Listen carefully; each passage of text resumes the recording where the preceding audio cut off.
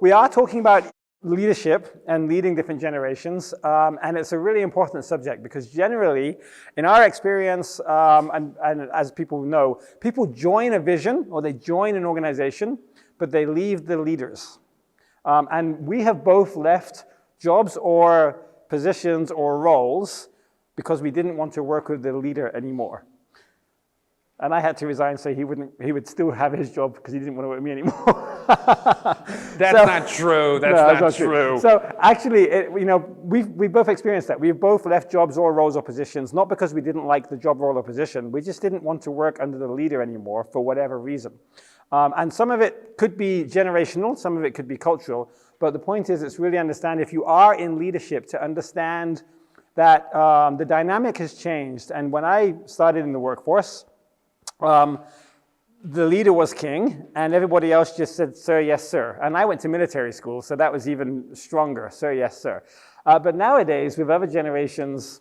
I am unique and I am wonderful, and I must be admired for who I am as a person, and you will love me because of it. Oh, and by the way, this is my first day on the job, but I should be the manager, but I would love to be the, you get the picture. Okay. I work with this every day. Every single day. I am unique, I am wonderful, Mr. Rogers told me so. It's okay, so here we go. Oh, okay, how do I go on from there? But one thing that's really important to understand, we are going to talk about generations, but obviously leadership and cultural situations, it depends on cultures as well. A leadership culture in Romania, especially a Romanian church, is very different from a leadership culture in the UK or America, and then Japan, it's something completely different. So we do understand that there's lots of different cravats to leadership and culture in leadership. We are focusing on generational leadership, but we're going to talk in generalizations. So there's always exceptions to the rule, but we're talking in generalizations. And Terry and I both have been living in Europe for, well, you've been 25 years, I've been 10 years, something altogether, primarily in the Czech Republic. So also, though we are a Brit and an American, we still speak with a European heart and mindset because this is what we've been enmeshed in. But also, too, as we look at culture today, especially in the younger generation, the gap between the West and, if you would say, the East has gotten smaller and smaller and smaller, and we're finally dealing with a truly global generation. But we'll get to that in a second. Yeah, so other reasons why, what can we learn from Paul about culture? Well, of course, I mean, if you want the example, you see Paul in Athens, and he goes and he just says, he speaks to them in their own language because he understands who they are, correct? You can see it in, people of Athens, I see that in every way you are very religious. For as I walked around and looked carefully at your objects of worship, I even found an altar with the inscription to an unknown God. So you are ignorant of the very thing you worship, and this is what I'm going to proclaim to you. So Paul met the people where they were at, and he understood the culture that he was working with.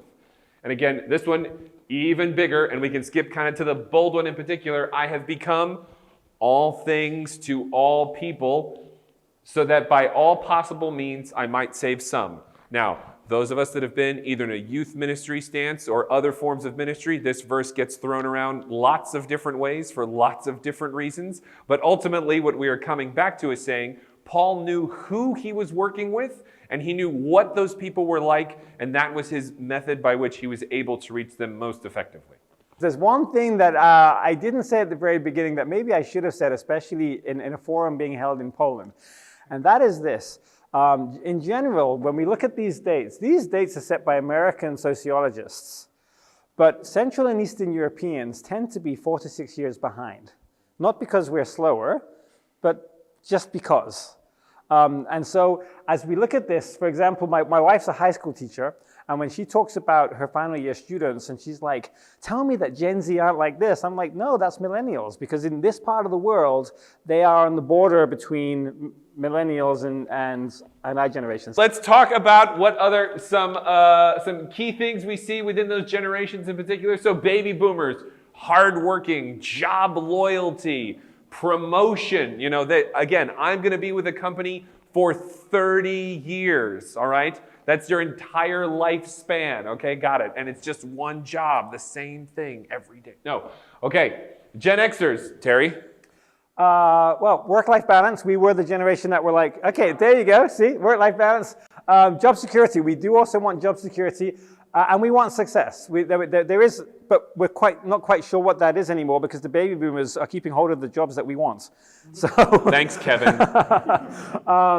And for us, there's a higher value on the result than the process. So we are a bit more touchy-feely, but we are thinking about, okay, here's the demand of the job, we want to get it done, which sometimes gets in trouble. But here's why we have a hard time defining ourselves, and I'm saying we because I'm one of you, is that we're also called the sandwich generation. We're stuck in between two different generations, and both of those generations are kind of, I'm going to say, influencing us positively and not so positively. And so occasionally, like in my role, I'm in between both generations in my job, and I'm trying to please these people, and I'm trying to please these people, and I feel like, why am I just trying to please everyone, and no one's trying to please me? I don't know if any of you guys feel that way, but we are somewhat stuck between two generations that are quite unique and have their unique demands, and occasionally, we're the people that have to interpret for both generations, the other generations. And it can put us into an interesting situation when it comes to leadership. For sure. And then millennials, very idealistic, tech savvy. They have been raised with the internet. You know, maybe some of them didn't have it when they were younger, but they've gotten used to it. It's a regular part of their lives. Very much self-starters. They value community and the togetherness, the whole aspect of what we can all kind of do together. And for them, it's not so much about the end result, it's the process, how we got there. Did we become friends along the way? Were you genuine? Were you honest? Like, those are the things that are important to that generation. And yeah, again, higher value on process than results, which always can be interesting to other generations who are like, let's get this done. And they're like, yeah, but let's talk about why, right? Like, can't we just, let's sit and discuss the process first. So how does Gen X experience leadership? We value equality, but we have this thing of like, who's the boss right now? Who, and that can be hard for us. Let's talk about the millennial experiences of leadership. I know in my time of being led, I would like to think that, but I'm unique, I'm different, I'm not like all the rest of them. And that is millennial 101ism, okay? Because I was told that I had all these opportunities and there were loads of things in front of me that I could do whatever I wanted. If I put my mind to it, I could be anything that I wanted to be. We had this promise and this potential put in front of us that was said, hey, you can do and you can be. And the good and the bad of that side is, yes, you have a lot of go-getters that are ready to jump into it, but they also expected a different experience when they got in. They expected that when they jumped in, they would be able to be the managers right away. Because who needs experience? I have attitude, right? That's good enough. That should work. And that's one of the things we hit, because the millennials wanted to be a part of the action. Like, they wanted to get in from the beginning, and they wanted to know that they had buy-in, because again, they were told we would be able to have whatever it was that we wanted. And when that did not happen, then that also created a shift in leadership, because we said, well, if we don't have it this place, maybe I can find it in this place. And if that doesn't work, I can find it in this place. Because again, we're trying to find that space, I would say, as a generation, to say, this is who we are, and we don't want to be defined by the work we do, we want to be defined by the type of person we feel we are, and our job is just something that's going to come alongside and complement that. So that's why, for a lot of us, we look at, I love the laughing in the front row. Can you guys notice this, actually? You might be thinking, well, that's just what Rob thinks, but these guys are all nodding. So just be aware of that. And so in this process, then again, too, we would say that millennials in particular, they wanted to be heard, they wanted to be acknowledged, but they also wanted a two-way street. Because again, we felt like if we were open and honest with how we were feeling and what we were doing, that the other generations would respond in turn. And so then, good gracious. So sometimes, and I would say, I could say, well, Terry, I feel this, I feel this, I feel this, I feel this, and it's met with a, so when are you going to get that done? And it was like, yeah, right. Well, get it done, come on. But I don't feel like getting it done right now, and so, and yes, these are kind of overblown for the situation at hand. You just want my job that I spent 15 years working towards, and you want it after 5 minutes. Because for us, again, we have this, the importance is on relationship, maybe not so much on the aspect of leadership, because if we can trust you, if we have a connection with you, then we're willing to work, which speaks to the issue, as Terry said previously, of the GenXers, experiencing that, like, well, you're not even, like, why are you talking about all these things? Like, we're just trying, like, I am leading you. It's like, no, but I want you need to be involved in my hobbies. Why don't you listen to me? How come you can't do this stuff I want to do? Sorry, camera guy. But, this is, like, this is the nature of that generation of saying we want to feel because we were told we could be and achieve, and that gave us this sense of, not entitlement, because I think that's one of the things you hear from millennials is this, well, you're just entitled. You think you can get this stuff. It's because we were kind of told we could get this stuff, so we're just hoping for something. But I would say and I say this lovingly, Kevin, as the baby boomers have held on, it's when a train hits the brakes real fast and it just chunk, chunk, chunk, chunk, chunk, and just backs and backs and backs. This is what our generation is experiencing because it's what your generation was experiencing. As you even said, we don't have any pensions. Well, we laugh at the fact of, in the 1970s, you could sell encyclopedias door to door, buy a house, 2 cars, send kids to college, and have a retirement. Now we work 4 different jobs and hope that we could pay rent because it's $6,000 for a 1-room apartment, kind of thing, or something like this.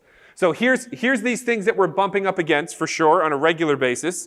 But what do we do with then? I don't remember what the I'm going to make one comment on the feeling side of things. So one thing that I've learned with working with millennials, because I would think what works for me works for everyone, right? And what I've learned is I have to really think about the person I'm leading. So especially the feeling special or feeling listened to. I have to work out what does feeling listened to mean for Rob?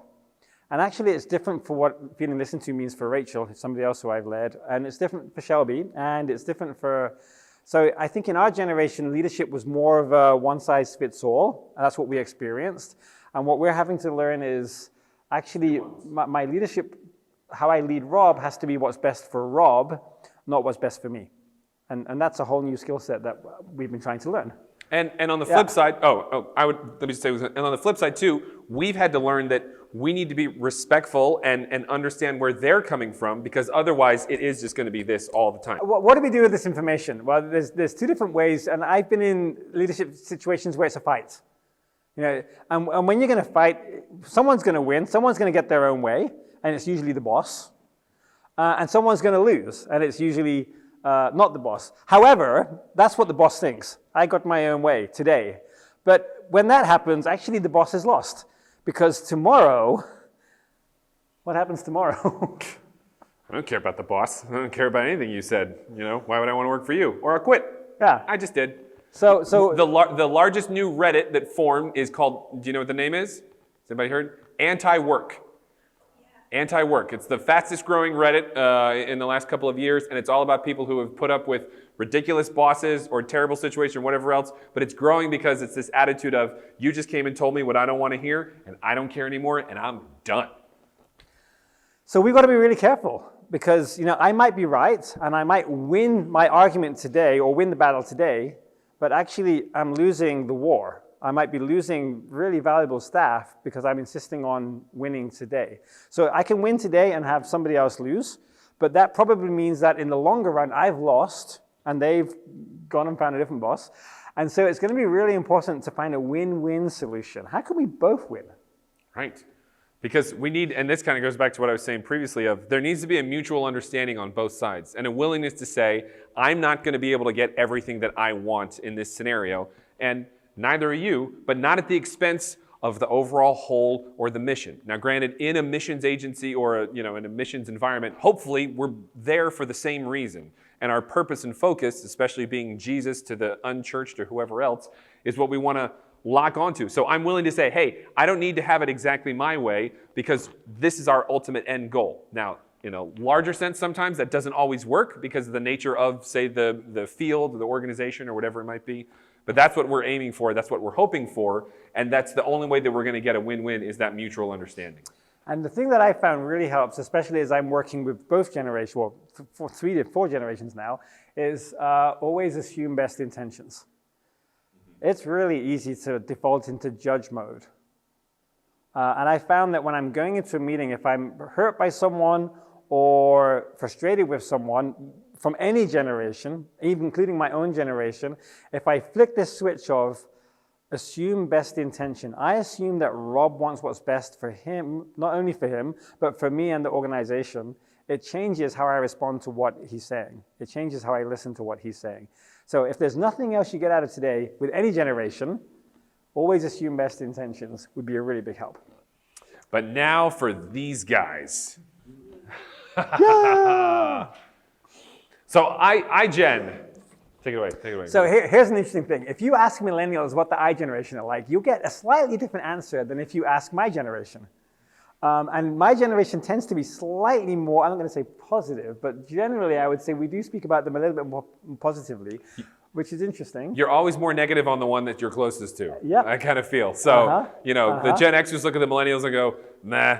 And we look at the iGen and go, nah. So, at least it's mutual. So generally, one of the concepts I've heard about them, they say that they're the generation we, not me. I have got no idea who we're talking about when I say generation me. Really don't know. But generation we. So this means that the iGeneration are more connected, like globally. Like they're much more connected, but they also think in a much more communal way. So they are much more, and I'm talking in generalizations here, they are more willing to make personal sacrifices for their community than possibly other generations were. Correct. We also talk about, we've said it a couple times already, the buzzword of a global culture. And I think throughout history, we've applied that to different generations. This is the first truly global culture. Kids in America are listening to Korean pop music and following Mexican fashion trends while being influenced by a Senegalese kid who lives in Italy. And this is just one normal day. And you know who I'm talking about, right? You know exactly who I'm talking about. So, with that in mind, you're now dealing with this entire, you're not dealing with a specific culture that is, say, just specifically American or just specifically even Western. Sure, there's underlying pieces, but now their influences are coming from literally all across the globe, and it increases every single week, month, however, and it will continue to increase in terms of how these influences then play out into the lives of young people. So the other thing is generally they're not risk takers, which is interesting because in developmental stages, so if you know anything about how the brain develops, the frontal cortex, which is the thing that's responsible for reasoning, it's not fully developed until about the age of 25. And the amygdala, which is the fight or flight or fright or thrill-seeking part, that develops early. And the brain kind of develops this way. So in general, the reason why young people tend to take more risks, tend to be a little bit more foolish in their choices, or less, generally, my generation, every generation looks back at young people and say, we never did that. Yes, we did. Of course we did. Because, and it's the way God designed us. But something really interesting is that the iGeneration, for some reason, are not generally risk takers, which has some good implications. It means that sexual promiscuity is down, drug taking is down. Things that were like thrill-seeking things tend to be going down right now. That, on the whole, is a good thing. But what's going up right now? Anxiety and mental health issues are through the roof. In fact, the Surgeon General of the United States last year said the new health crisis on the horizon was not COVID, was not anything along this line. It was the mental health situation within this young generation. Because as the risks have gone down, the increase in the time in phones, which has then impacted sleep, which has then impacted again, brain development, a number of different issues at hand, but the mental issues are going through the roof. And anxiety and those things we're going to encounter more and more and more in a workplace environment. So what used to be, and I say this in a loving sense, the millennials kind of snowflake mentality, well, I don't really feel like that today. Now you're going to get something entirely different of I can't even get myself out of bed or in the position to put myself in a place where maybe someone is going to say, hey, this actually wasn't really great. And that is going to be soul-crushing to a large portion of this generation that's coming up. And that's why we find ourselves honestly kind of scratching our heads, because maybe they need to smoke and drink and get into trouble and get off their phones. That's the thing that would fix it, so to speak. But we're still trying to figure out, I would say, what's the best way to move forward within this generation. And so they actually crave community, but don't know how to build it. and when I say community, it's groups of 4 to 6 people. Like the iGeneration love to swim in groups of 4 to 6 people, but especially because of COVID and being stuck on the phone, they don't know how to build those communities of 4 to 6 people anymore. And that's something where we can help, because our generations knew how to do that, and we can shepherd young people, especially if is anyone here a youth worker? Anybody here actually work with young people? One of the simpler, easiest things that we can do is create incubators for those communities to form, 4 to 6 people. And that would be a major barrier against the mental health issues that are coming up. But especially because of COVID and now the war, this is something that teachers that work with young people or psychologists are saying, like, in about 2 or 3 years' time, we've got a big problem ahead of us, a really big problem ahead of us. And schools are seeing it already. My wife has been a teacher for many years, and she deals with mental health issues now like a gazillion times more than she did even 10 years ago. And that's something that's not on the radar screens of a lot of churches yet, because the generations tend not to mix with each other, or mental health issues are still kind of a bit shameful for a lot of cultures.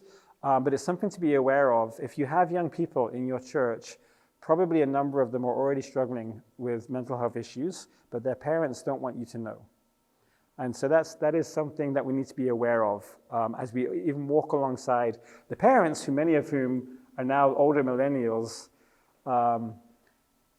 It's something that we need to be aware of. So is there hope on the horizon? Is there something we can all come together and rally around to say this is actually a good thing? And the answer, we think, is... Well, especially when it comes to the leadership. In the area of leadership. Yeah, sorry. I should have clarified that one. Sorry. So there are different leadership models out there. And part of my job is to examine different leadership models around the world and work out what is applicable to this region and to different generations within our organization. We've introduced one leadership model that works across all generations and across all cultures. And we can also look at each of these things and say, actually, this is what Jesus did. We saw this. But the true answer to your question is, let's go back to Proverbs and just beat everyone that doesn't behave. Sorry, no, that was bad humor. No. Sorry. But we're great for my parents, right? There is this leadership theory. It's part of transformational theory, and this particular study is called the Leadership Challenge. Has anyone heard of it? Leadership Challenge by Kuzner and Pazes. So it's a 30-year ongoing study. So it's backed up by 6 million data items so far. But that's one of the reasons why we think it's good. There's a lot of data to support it. But for us, as we've introduced this to people of different generations, they can all understand it and can all agree that this is a good thing.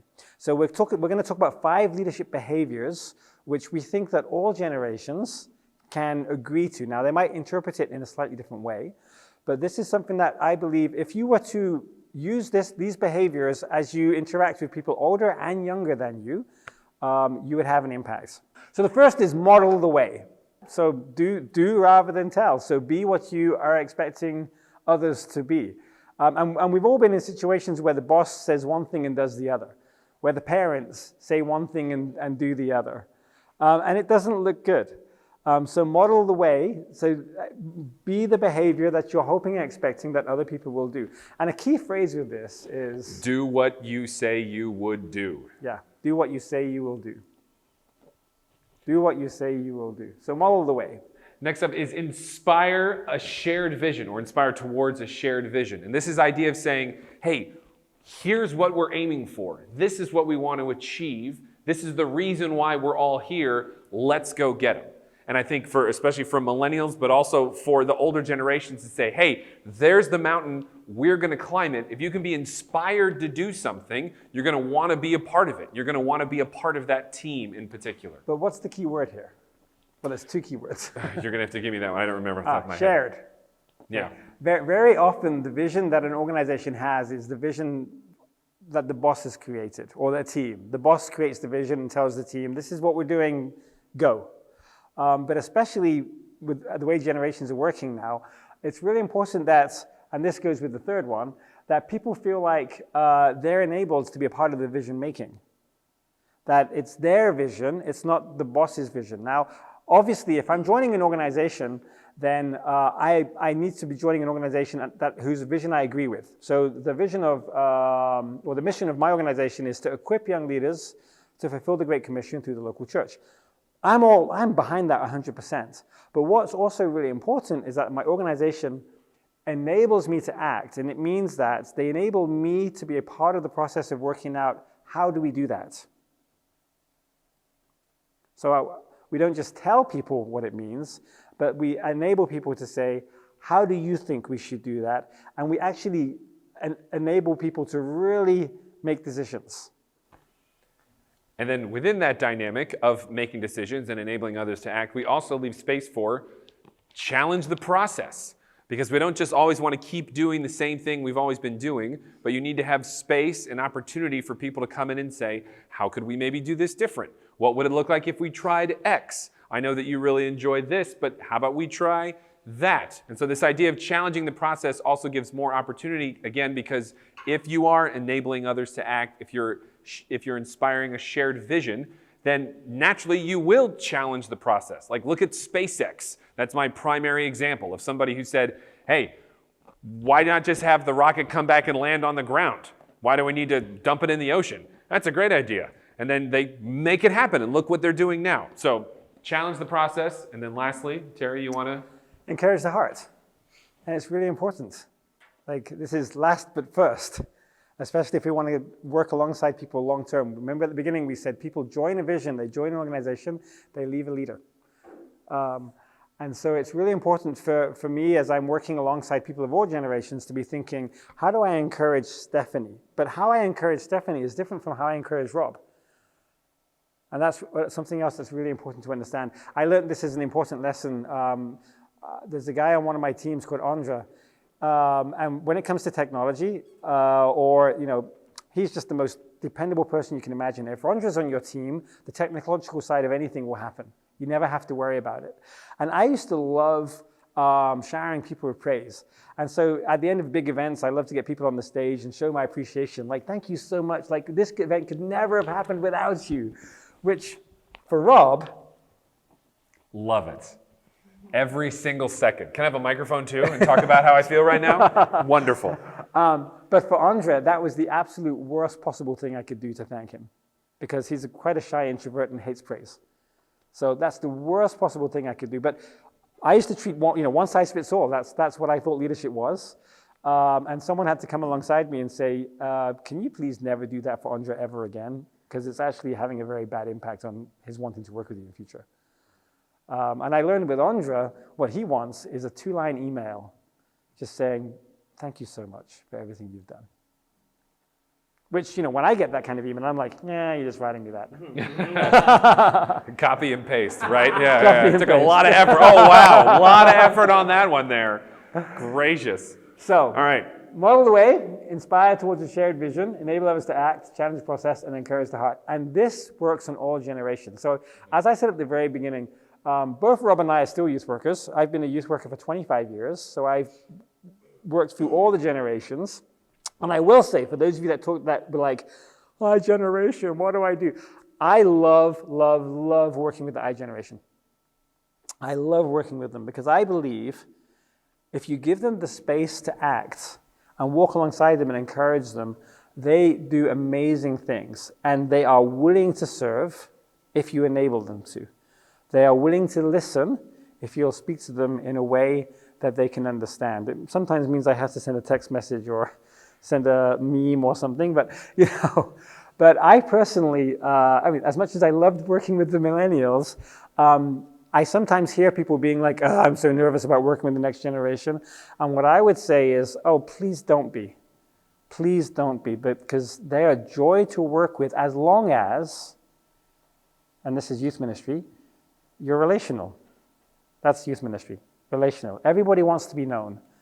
And that goes back to Jesus.